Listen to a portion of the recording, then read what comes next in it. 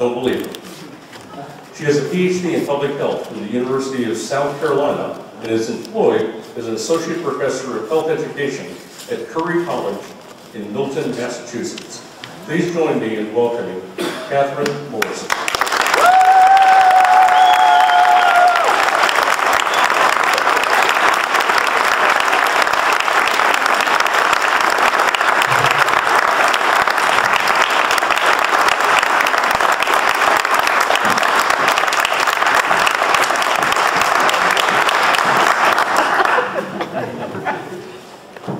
What does it take to stand on the World Championship stage?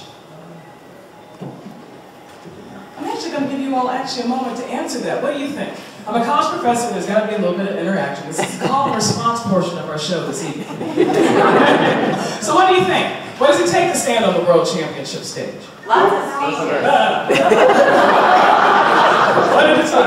Lots of alcohol. Okay, I got that. Good shoes. Good shoes! Practice. Confidence, practice. Idiocy. Idiocy. Thanks. Self-esteem. Yes, sir. Conviction. Ooh, I love that name. Gumption. Gumption. Courage. Dedication. Okay, all right. You all have got your stuff down together. Through my journey, let me tell you what I think it takes. Grit. Perseverance, stamina, audacity. I'm going to be a little less formal tonight than I am going to be tomorrow night because I'm really going to try to speak from here about my journey to the World Championship stage. And my story actually starts like this. In 1997, I had my first internship in a large organization. And I had to give my first professional speech. I was extremely, extremely shy. It's difficult to explain that to my students now, but it's absolutely true. I was incredibly shy at the time. I couldn't talk in front of two people, much less a crowd like this. I walked into a seemingly cold and soulless room. You know what I'm talking about. Can I get an amen? All right. Yeah. And I walk in, and to my right, actually for you all that would be over here, to my right, there were about 100 seats there. I was not anticipating that many people. I was petrified. The entire time I kept dropping my notes. You know how you have note cards so cheap? I kept dropping them, which only made me lose my place. I would have to think very carefully about what it is I was going to say. And still people had no idea what I was talking about. It was a disaster. Think about Mr. Ed on crack.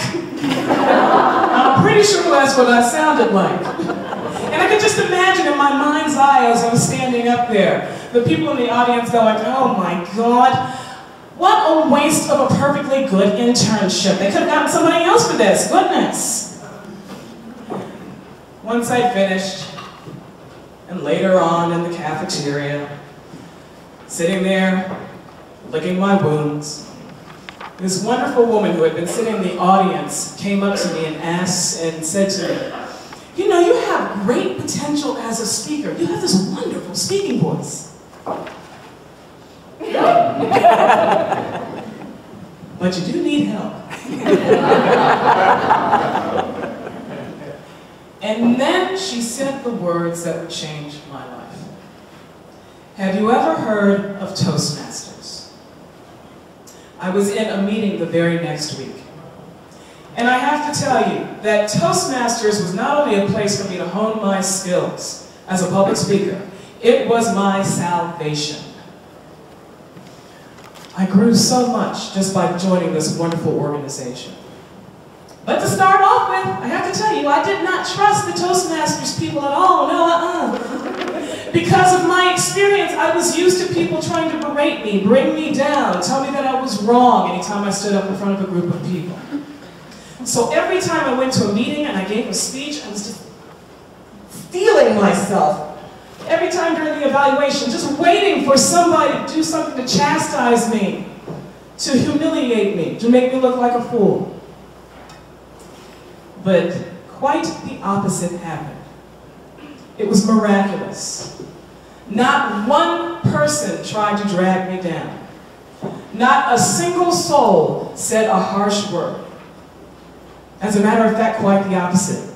Spying my tenderness, they tried to lift me up instead of pull me down. Every meeting I went to, I wanted more. This is kind of an addictive organization. If you got any kind of addictive personality, maybe you don't want to join. Okay, anyways, I didn't say that. Okay. A wonderful place. It really is. But every time I went, they would just give me reassuring comments, as well as some critical criticism that wasn't meant to drag me down. It was meant to make me a better speaker. I wanted more. I actually, from there, began to get the courage to actually speak up during meetings. I think it took a tremendous amount of energy for me to do that. I even did little mini lectures at my church. Sometimes I get a little carried away. Ha! Amen! You gotta eat your fruits and vegetables. All right!